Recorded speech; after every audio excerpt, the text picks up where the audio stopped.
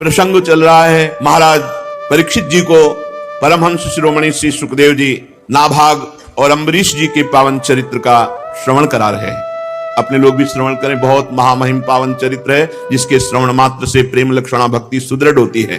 परीक्षित मनुपुत्र नभग का पुत्र था नाभाग।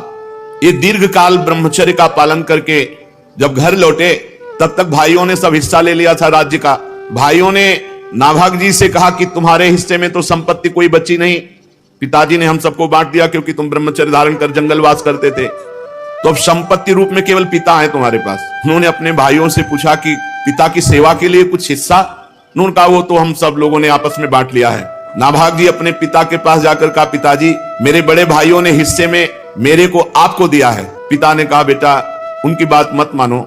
देखो अगर उन्होंने मेरे को केवल हिस्से में दिया है और तुम्हारी श्रद्धा है कि पिता ही हमारी संपत्ति है, तो आज मैं तुम्हें ऐसा संपत्तिवान बनाऊंगा कि पुत्रों के पास भी संपत्ति नहीं।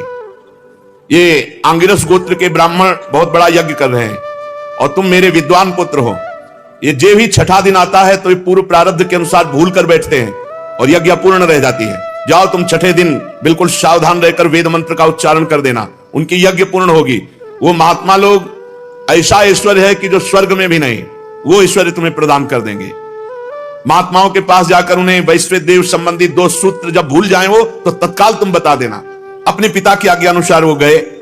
आंगिरस गोत्री ब्राह्मण जे ही छठे दिन तो भूल जाते थे, तो ये अपने तपोबल से उस मंत्र 2 सूत्र जो भूल जाते थे जे ही पूर्ण किया, ते ही स्वर्ग से विमान आया आंगिरस गोत्री ब्राह्मणों के लिए। उन्होंने कहा कि ये यज्ञ का बचा हुआ शेष जितना धन है ये सब तुम लो, हम तो स्वर्ग जा रहे हैं। नाभाग जी बड़े पिता की आज्ञा का पालन करने वाले महात्मा थे, वो हर्षित नहीं हुए।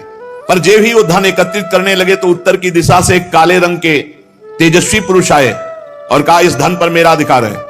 नाभाग ने कहा, नहीं, ऋषियों ने मुझे दिया है क्योंकि मैंने वैश्यदेव संबंधी 2 सूत्र बताए हैं। तो उन्होंने कहा, नहीं, हमारे और आपका विवाद शांत होगा तुम्हारे पिता के ही हाथ से। जाओ अपने पिता से प्रश्न करो जाके, ये पूरी संपत्ति पर मेरा अधिकार है। तब नाभाग ने जाकर पिता से कहा कि पिताजी एक कोई तेजस्वी महापुरुष आए और उन्होंने कहा यज्ञ का बचा हुआ शेष भाग मेरे अधिकार में है और आपसे पूछा कि न्याय कीजिए।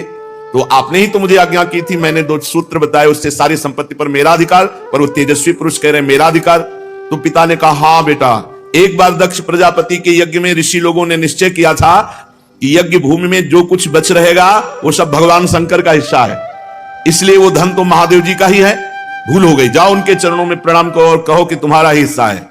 नाभाग ने जाकर के रुद्र भगवान को प्रणाम किया और कहा, प्रभु यज्ञ भूमि की सभी वस्तुएं आपकी हैं, ऐसे मेरे पिता ने आज्ञा करी।